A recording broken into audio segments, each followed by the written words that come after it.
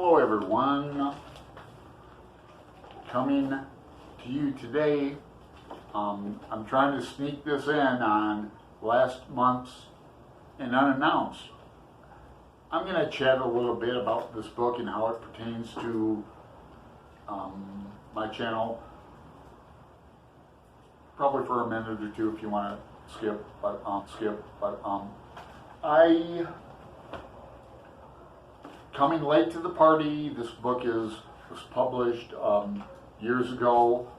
There's 2 sequels out for it. So like why? I mean, it begs the question.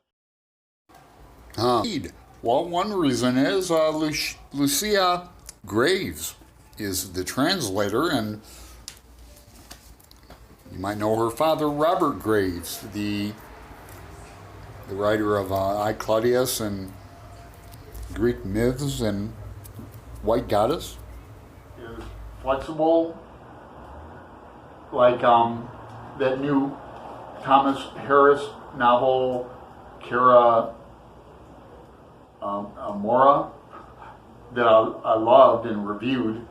That was one of my library holds, like this one too. And I don't really control when they come up. Sometimes they come up really fast, or they sneak up on me. I read this book in like a week and a half, which is fast. This is a complicated book. I gave this book 4 stars for Goodreads.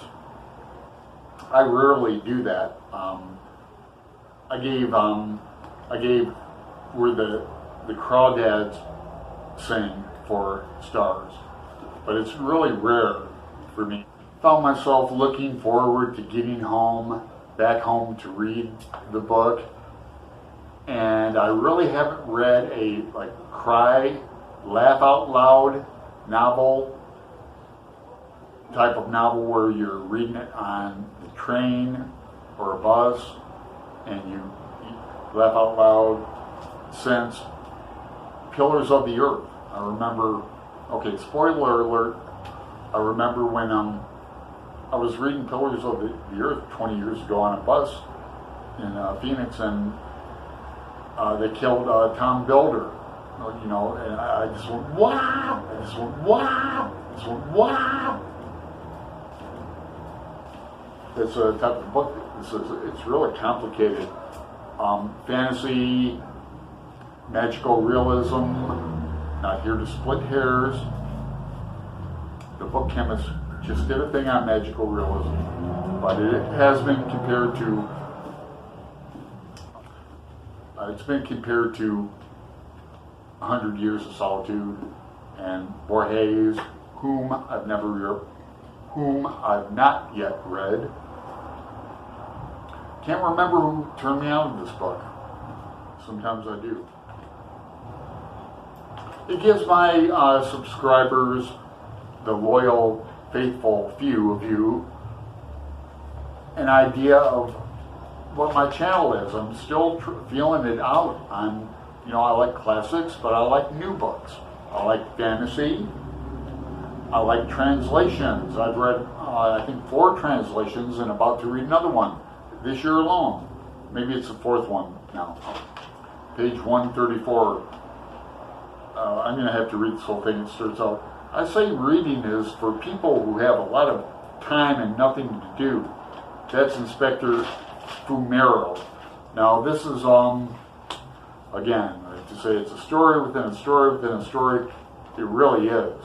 I find myself, when I'm trying to talk about this novel, I talk about like the people, Danielle and his father, and Fermin in the bookstore they have is real, and then the other people is not real. But the first one isn't real either. The first one isn't real either. Let me try to explain for those who haven't read it. The Shadow of the Wind is a novel by Julian Crusoe that Daniel finds in the Cemetery of Lost Books and takes them on a journey. It's a coming-of-age novel. It's a father-son type novel. It's a motherless children novel. Love story, mirrored, but it's so engrossing. It's hard to, I'm not worried about spoilers at this point. I mean, so much happens in here, and on another level that I say reading is for people who have a lot of time and nothing to do, like women. Those of us who have to work don't have time for make-believe. We're too busy earning a living, don't you agree? Page 134. It's an opinion. Were you looking for anything in particular? It's not an opinion, it's a fact. That's what's wrong with this country. People don't want to work. There are a lot of layabouts around. Don't you agree? I don't know, sir. Perhaps. Here, as you can see, we only sell books. The man came up to the counter, his eyes darting around the shop, setting occasionally on mine. His appearance and manner seemed vaguely familiar, though I couldn't say why. Something about him reminded me of one of those figures from old-fashioned playing cards, or the sort used for fortune tellers. Venereal and incandescent, like a curse dressed in Sunday best. If you tell me what I can do for you, it's really me who is coming to do you a service. You are the owner of this establishment. No, the owner is my father. And the name is my name or my father. Lots of references to other books and things. A special pen makes an appearance throughout the novel, rumored to be by author of The Shadow of the Wind.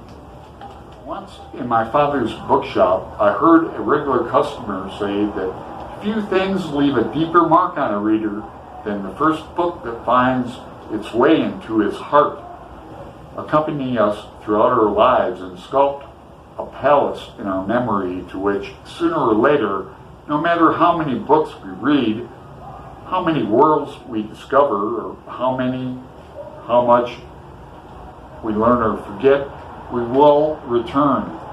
For me, those enchanted pages will always be the ones I found among the passages of the Cemetery of Forgotten Books. Barcelona, can't forget that. Barcelona's like a character in here too. Learned a lot about Barcelona.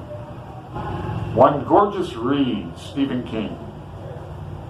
A hospital this morning after a violent protest in downtown Portland. The clash between members of opposing left and right-wing groups lasted for several hours, blocking streets. The Bureau said medics treated... Yeah, my bank is right there to the right. 3 police officers. That's a lot of people, man. It's by the train stop, you know, everything. Police say there were reports of pepper and bear spray used by people in the crowd, and said officers used pepper spray during one incident. 3 people were arrested, including that chick is up there taking pictures for disorderly conduct and harassment. Several people were in downtown Saturday, some frustrated by yet another protest. It's not needed. Why fight at all? That old guy. Well, he's on a big fucking flashlight or something. Idiot. Cell phone video to share it with them. Wow. In the newsroom. Yeah, call 1-800-SNITCH. We are learning